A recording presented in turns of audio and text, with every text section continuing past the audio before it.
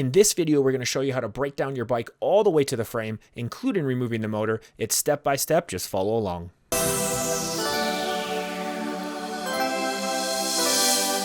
The first thing to do is just prep your workspace. You're going to be setting down a lot of parts. You want to have a nice clean spot to set them. I like to go pick up this carpet, Home Depot, wherever you can get it. Just makes things nice and tidy. Remove the plastics. It's going to be the first thing you do no matter what bike you have. This is a 2007 YZ125, so a lot of 8 and 10 millimeter bolts. This is where the carpet comes into play. Just keeps the bolts from rolling around, keeps everything nice and tidy. Go ahead and take off these side plates. And always nice to have a dedicated space like a box or whatever corner of the garage to keep all the bigger parts like these plastics. Foot pegs are a great place to keep tools while you're switching through so many different sizes. It's just efficient and it's quick.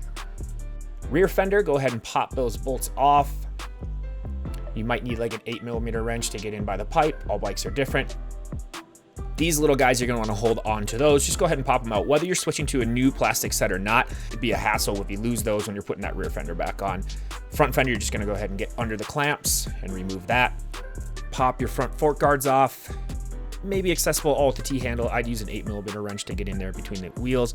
Disconnect your front brake hose from your left fork guard. And you can see a bunch of fork oil right there, meaning that our fork seal is absolutely shot, so that's definitely going to need some love. Again, organization is just key when it comes to disassembling a bike. You take off the bar pad, remove the number plate, which is generally just one bolt. Remove your radiator guards. Again, on this YZ125, it's just one bolt and they just kind of pop right on out. Removing the pipe, subframe, and fuel tank. First thing you're going to do is to remove the silencer. Now loosen the clamp that connects your airbox to your carb. That first initial turn can kind of be a bit of a pain sometimes, so I like to use a pliers just to kind of crack that thing loose, and then it should turn pretty easy. You do not need to take this bolt all the way out, just loosen it. Remove the subframe bolts.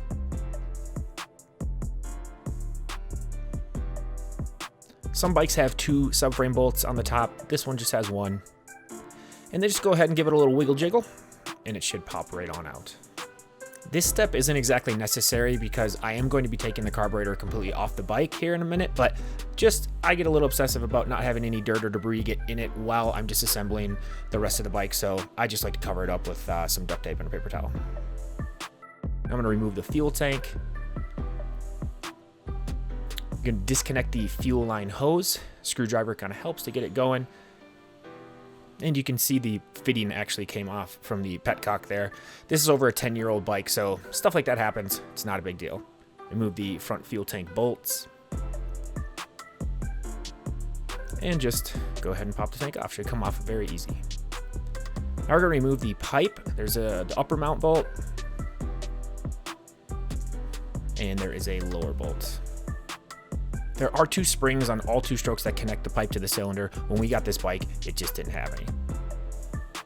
We are giving this YZ125 away. Head over to patreon.com/themxfactory for all the details. Link is in the description below as well as on the top of your screen. Time to remove the chain, rear wheel, rear brake, shock, and the kickstarter. I'm just giving it a quick little wash here. As you break down a bike, you're going to be surprised how much dirt you find all over the place. And things always go smoother when it's nice and clean. Go ahead and locate your master link. I use a screwdriver and a hammer. You can also use a needle nose to pop that off. And then just kind of wedge your screwdriver in there. I like to use a little bit of a pressure, nothing too crazy. Master link comes off, remove the chain.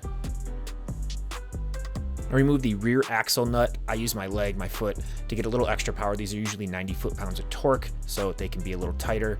I also use a hammer just to get the axle loose, give it a little love to get off. On an older bike, they can get a little bit sticky. You're going to remove the rear brake cylinder and caliper, the whole assembly all together. So just use an Allen wrench to pop this loose. And then behind the rear brake bolt, this isn't on all bikes, but there sometimes is a little cotter pin back there. So make sure that you push that. And then I kind of rotate that around and grab it with a needle nose just to pop that pin out. And then finish taking off the rear brake bolt. There's also a spring located on the front. Not all brake calipers have that, but I think Yamahas tend to. Another cotter pin. I'm just popping off the rear brake lever just because I wanted to clean it and just kind of do some stuff that's not necessary if you're taking it off all as an assembly. Go ahead and pop the rear brake hose guides off of the swing arm. Then the rear brake assembly can come off as just one unit. Now you're going to go ahead and pop the rear shock off. Take the top bolt, remove it completely from the bike. and remove the bottom bolt from the linkage.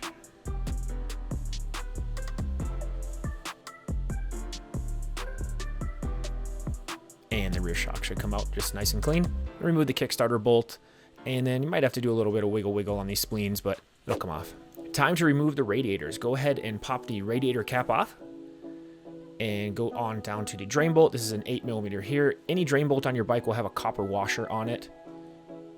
And if you do pop this off and it doesn't free flow like that, you probably still have the radiator cap on. I've done that before. It's a common mistake, so just make sure you pop that cap off. And if you plan on reusing this coolant, which is completely okay, just make sure you put it in a clean jug. I'm not, so I didn't really care. And reinstall the drain bolt.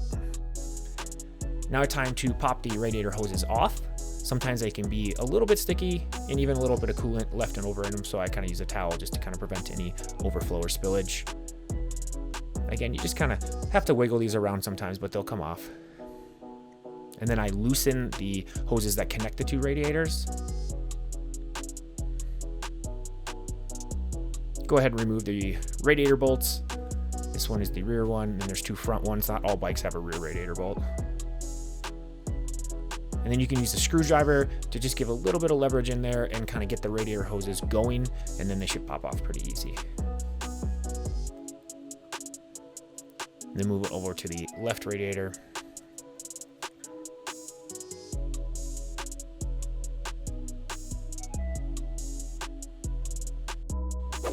Removing the carburetor. You're going to start by loosening the clamp bolt, which is the same thing we did for the AIRBOX. It gets a little sticky on that first turn, so I just use the pliers to get that initial turn. Pull all the hoses free, so when you take it off, there's no issues. I'm going to go ahead and clip the zip ties. Always nice to remember where the zip ties and where the routing of the hoses went, so that when you put it back together, it just goes that much easier.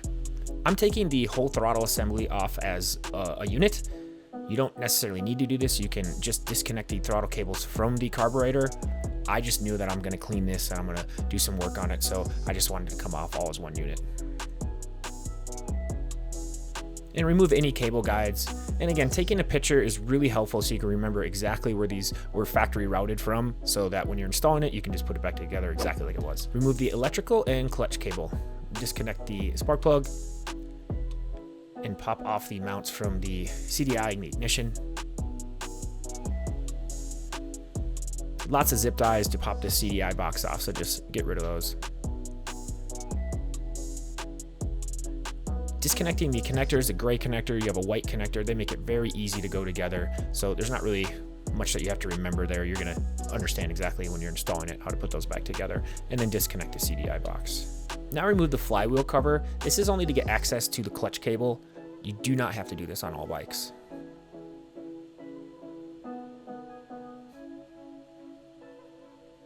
There's a little tab in here that is meant to be bent, so you just got to get that out of the way so you can remove the actual cable. And just go ahead and pull it on out of the casing. Remove any more zip ties. Time to drain the oil, and so close to removing the actual motor. Get the chain guide out of the way, makes removing the motor just a little bit easier. I like to pop the oil cap off before I drain the oil, just kind of helps it flow through. By the way, some bikes do have their drain bolts on the side of the motor, so just refer to your owner's manual to find that. Pop your shifter off. Some bikes you can access it with a socket or a T-handle. I'd use a wrench. And just be careful on these spleens. Just take your time getting that thing off. And break loose the engine bracket bolts. You'll probably need an Allen or some kind of wrench on the other side just to get them completely off.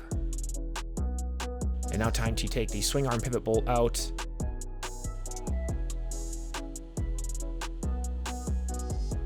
I had to use some brute force here with the back of a socket and a hammer, and I eventually moved to an extension just to get this bolt to move. This bike is over a decade old. So clearly probably hasn't been greased too much, so took a little force, but it still came out. Now remove the final bolts that actually connect the engine to the frame. You can break them loose on one side from the nut, and then you may have to use a wrench to hold it on the other side. These just kind of came out nice. And now lift the motor up, give her a little twist, and then just make sure you have a nice place to set it. Now I'll just pop this chain roller off, which isn't exactly necessary, but I just want to clean a lot, so I'm getting everything out of the way. Now remove this linkage bolt, which FYI can be kind of tight, so you may want to crack that loose while the swing arm is still connected. And the swing arm should come off nice and free. I use a little force to get this front linkage bolt out. And once you do, The linkage should come off all nice and purdy like. And then I just remove any miscellaneous mounts that I missed. Moving on to removing the front brake, front wheel, forks, bars, and clamps. I remove the master cylinder, 2 8mm bolts, which is pretty common on all bikes. Remove the front hose guide. And remove the caliper, which should just slide off as all one nice assembly. A 22mm bolt for my front axle, I'm gonna remove that, and then just loosen the pinch bolts. You do not need to remove these actual bolts. And then hammer it, again, giving it a little bit of love. I even use an extension of a socket to just get in there and remove the front wheel. Then remove the clutch assembly, any zip ties, and then the kill switch. Now I'm going to go ahead and just loosen the triple clamp bolts. Again, you do not need to remove these. And then remove the forks. This can also be done before the motor even comes out. It may make it a little bit easier, but when I do a bike breakdown, I just kind of start removing back to front and just make it happen. Now remove the bars and the clamp bolts.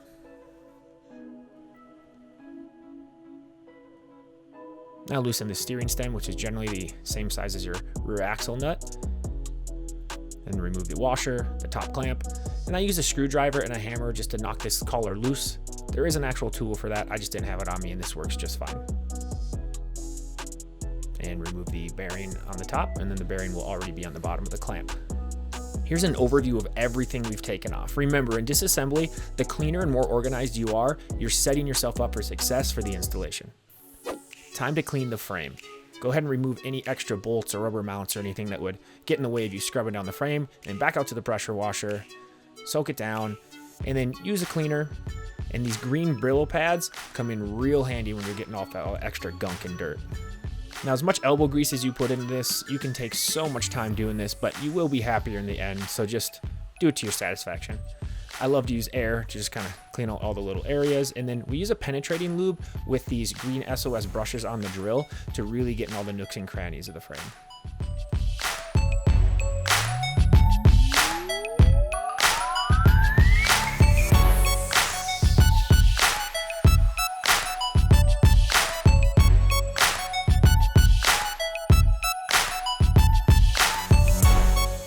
We even use the brush on the engine mounting brackets and the linkage just to get those nice and cleaned up as well.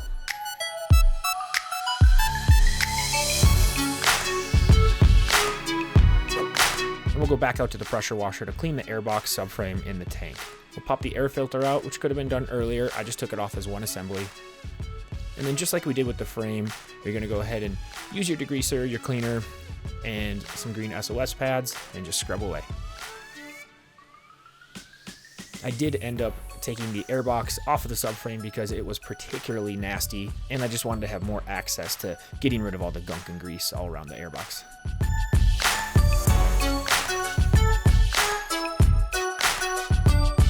And that wraps up episode 1 of our YZ125 giveaway. If you want to win this bike, which I know you do, go ahead and head on over to Patreon. Go ahead and consider subscribing.